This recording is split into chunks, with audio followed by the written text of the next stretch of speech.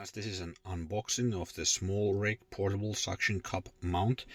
I got this from Amazon. It costs around 30 euros.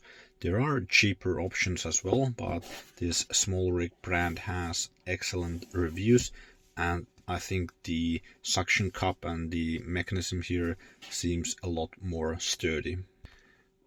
This is made in China and the internal packaging looks like that.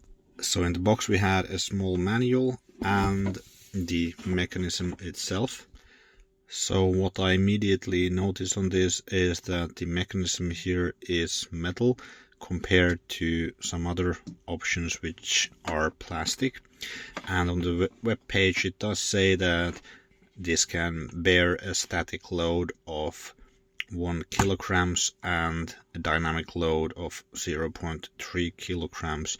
So if the dynamic load means if you stick it on a window outside, and then you have all the forces of the wind and stuff like that.